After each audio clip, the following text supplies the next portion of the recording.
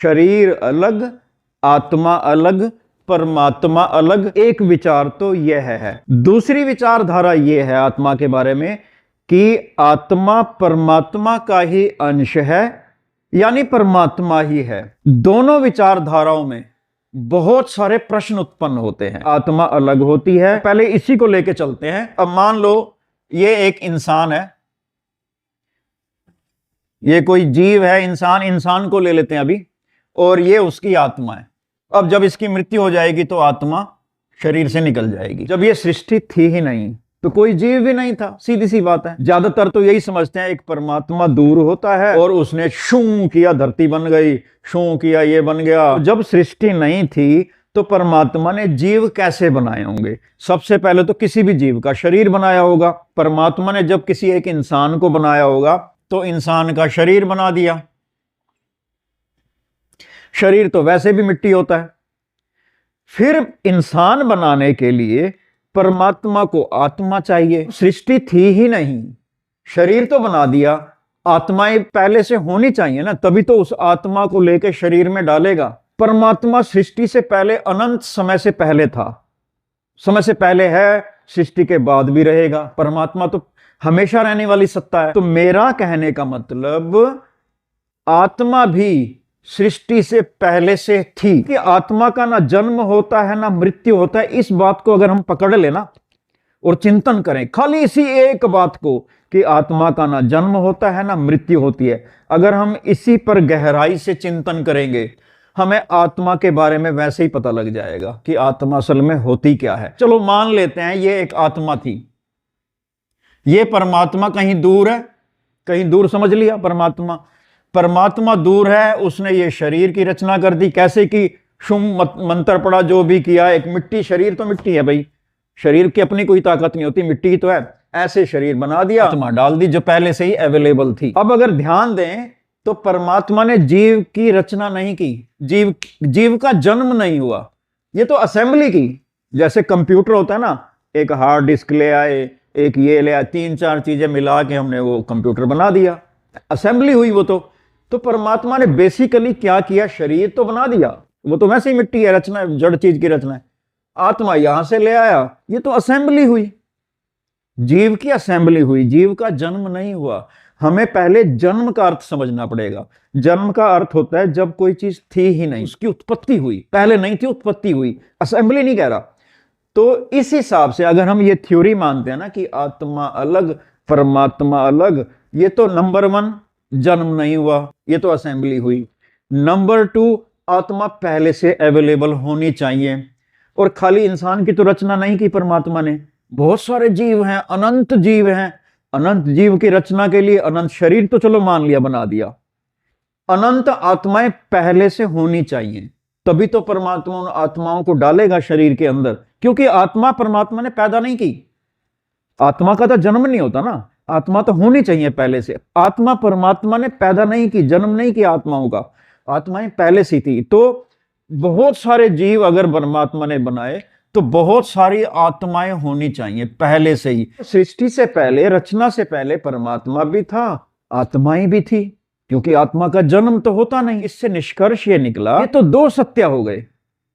सत्य सिर्फ एक है कि निराकार रूप में सृष्टि से पहले परमात्मा ही था, बस, और कुछ नहीं था। अगर सृष्टि से पहले 2 चीजें हो गई जिनका सृष्टि से कोई लेना देना नहीं है, वो एग्जिस्ट कर रही हैं 2 चीजें, आत्माएं भी परमात्माएं भी, तो ये तो इस बात का कॉन्ट्राडिक्ट करती हैं, इस बात का विरोध करती हैं कि परम सत्य एक है। अभी मैं ऐसे बहुत सारे एग्जाम्पल दूंगा, बहुत सारी बातें बताऊंगा, जिससे हमें ये पता लगेगा कि असल में आत्मा परमात्मा एक ही चीज है। अभी आप हो सकता है कन्विंस ना हुए हो, कोई नहीं, आगे वीडियो देखते रहिए, हम विस्तार से चर्चा करेंगे। इसी तरह हम इसका उल्टा भी सोच सकते हैं। मान लो सृष्टि के सारे जीव मर जाते हैं, सारे जीव जितने भी हैं, पूरी धरती सृष्टि नष्ट हो जाती है, तो जिस तरह से हम सोचते हैं भी शरीर में आत्मा होती है, उस हिसाब से सारे शरीरों में से आत्माएं निकल जाएंगी, सृष्टि खत्म हो गई, बचा क्या? परमात्मा और बहुत सारी आत्माएं। बात फिर वहीं आ गई, 2 परम सत्य हो गए। तो कहने का मतलब ये एक एग्जाम्पल और है जिससे हमें थोड़ा ये सोचना पड़ेगा क्या सचमुच शरीर में आत्मा होती है। जैसे हम सोचते हैं ना, आत्मा एक इकाई के रूप में, एक स्वतंत्र एंटिटी के रूप में सोचते हैं, भाई आत्मा अलग से होगी। आप में से भी कई सोच रहे होंगे कि आज हम जानते हैं आत्मा क्या होती है। आप सोच रहे होंगे कि आत्मा के बारे में बताया जाएगा, आत्मा का रंग रूप कैसा होता है, आत्मा छोटी सी ऐसे कोई चीज कैसे होती है, उसके बारे में जानना। आप सोच रहे होंगे कि आत्मा के बारे में जानना होगा। अगर हम इन पॉइंट्स पर विचार करें तो हमें समझ में आने लग जाएगा कि जरूर हम कहीं ना कहीं चूक है हमारी तरफ से, जो हम ये सोचते हैं भाई शरीर में आत्मा होती है। एक और एग्जांपल ले लेते हैं। मान लो किसी इंसान को ना ऑक्सीजन नहीं मिल रही, सांस में हम ऑक्सीजन लेते हैं, अगर ऑक्सीजन नहीं मिलेगी तो हमारी मृत्यु हो जाएगी। मृत्यु हो जाएगी मतलब आत्मा शरीर से निकल जाएगी। आत्मा क्यों निकल जाएगी शरीर से? क्या आत्मा को ऑक्सीजन चाहिए? मेरा प्रश्न यही है कि ऑक्सीजन किसको चाहिए, शरीर को या आत्मा को? शरीर को चाहिए तो मरने के बाद भी शरीर पड़ा रहता है, ऑक्सीजन हवा में होती है, लाश पड़ी रहती है, ऑक्सीजन तो मिल रही है उसको। आत्मा को चाहिए तो आत्मा को अगर ऑक्सीजन चाहिए, शरीर के निकलने के बाद भी उसको यहां पे ऑक्सीजन बहुत है। अब एक चीज और बताता हूं, मान लो ये हमारी धरती है, हमारी अर्थ है। हमारी अर्थ बिल्कुल एक बॉल की तरह गोल होती है और इसके चारों तरफ वायुमंडल है, हवा होती है और जिसमें ऑक्सीजन होती है। लेकिन वायुमंडल की एक लिमिट तक, एक ऊंचाई तक जाकर ऑक्सीजन होती है, उसके बाद ऑक्सीजन कम होना शुरू हो जाती है और उसके आगे चले जाए तो ऑक्सीजन खत्म भी हो जाती है।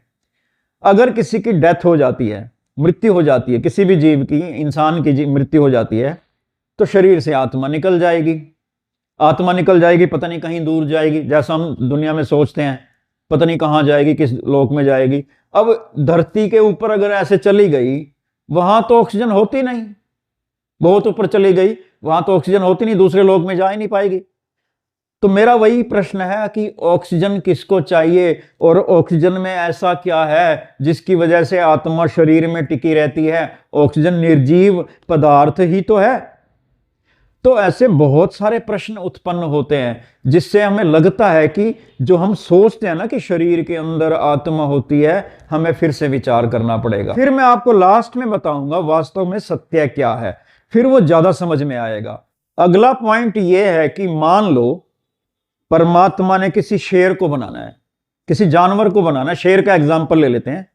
शेर का मतलब शेर बनाना है परमात्मा ने। क्या करेगा परमात्मा?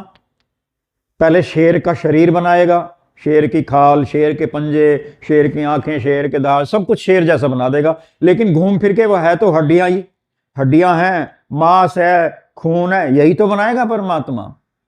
अब उसके अंदर आत्मा डाल दी, बन गया शेर। हम यही तो सोचते हैं, किसी जीव में उसका शरीर होता है, उसके अंदर उसकी आत्मा होती है, बस दो चीजें होती हैं, यही तो मानते हैं, सारा कुछ यही मान के चल रहे हैं। अब शेर में आत्मा डाल दी, शेर का शरीर बन गया। मेरा प्रश्न यह है कि शेर एक्चुअली है कौन? वो आत्मा शेर है या वो शरीर शेर है? हम शेर को देखते हैं ना, शेर में गुण होते हैं। शेर हिंसक होता है, मांस खाता है, रहम नाम की चीज नहीं, दिलेर होता है, डरता नहीं है किसी से, शेर बहादुर होता है शेर। ये जो शेर वाले गुण हैं ये किस में है? आत्मा में या शरीर में? अगर दोनों तरफ से अगर हम सोच के चलते हैं, अगर शरीर में ये ताकत है, शरीर ही शेर है, फिर तो आत्मा अगर निकल भी गई, शेर तो वो है, शेर वाले गुण उस लाश में होने चाहिए। लेकिन वो मरने के बाद क्या शेर की लाश और क्या इंसान की लाश, दोनों ही निर्जीव हैं, मांस के टुकड़े हैं, खून है, हड्डियां, बस। कोई भी जीव वो मरने के बाद तो यही होता है, मिट्टी है वो। तो इसका अर्थ ये निकलता है कि जो शेर था वो असल में आत्मा थी, यानी वो आत्मा भी अब शेर वाली थी। लेकिन आत्मा का तो ना जन्म होता है ना मृत्यु होती है, आत्मा तो सदा से है।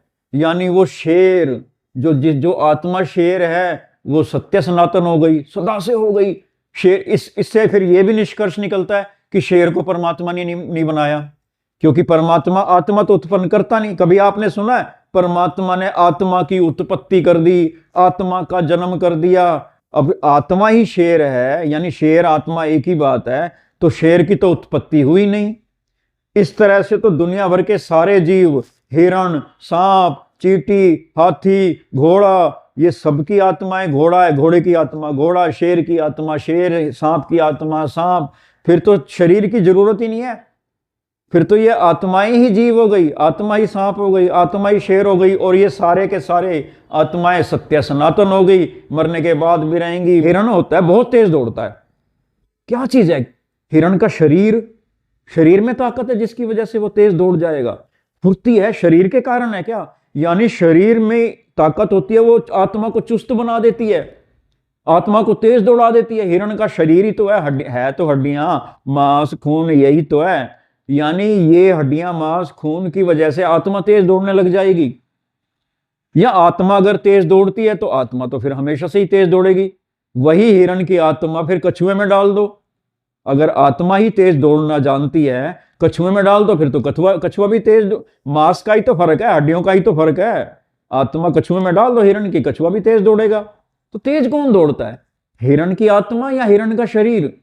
सोचना पड़ेगा हमें। इसी तरह मछली का एग्जाम्पल ले लेते हैं। मछली को तैरना आता है, मछली पैदा होते ही तैरेगी। कभी सुना है कि मछली डूब गई पानी में? तैर कौन रहा है, मछली का शरीर या मछली की आत्मा या कॉम्बिनेशन? कौन तैरना जानता है? जो पैदा होते ही तैरना जानता है। मछली को तैरना आता है, अगर मछली की आत्मा किसी बच्चे में डाल दें, इंसान के बच्चे में डाल दें, अब मछली को तो तैरना आता है, उस आत्मा को तैरना आता है, फिर तो वो छोटा बच्चा भी पानी में डाल दोगे तो छोटा बच्चा भी तैरने लग जाएगा। प्रश्न वहीं के वहीं बने रहते हैं कि जो हम भौतिक सोचते हैं कि आत्मा के शरीर के अंदर आत्मा, ये सारी भौतिक चीज है, भौतिक विचारधारा है सारी की सारी। हमें गहराई तक जाना पड़ेगा। वैसे एक चीज बताऊं, सच तो ये है कि ये आत्मा, ये जो बातें मैं बता रहा हूं, ये समझने की है ही नहीं। ठीक है, एक कुछ हद तक इससे हमें पहुंचने में मदद मिलती है कहीं ना कहीं, लेकिन सच्चाई तो यह है कि आत्मा के बारे में जो हम जानना चाहते हैं, वास्तव में तो वो एहसास करने की चीज है, साक्षात दर्शन करने की चीज है। हाँ, इतना जरूर हो सकता है कि हम इस कंक्लूजन पर तो पहुंच सकते हैं कि शरीर के अंदर आत्मा, ये कॉन्सेप्ट में गड़बड़ है, हमारी सोच में कहीं ऐसा तो नहीं कि ये सिर्फ एक मान्यता है। तो इस बात को समझने के लिए हम इसके बहुत सारे पॉइंट्स हम सोच सकते हैं, वही मैं आपको बताने की कोशिश कर रहा हूं।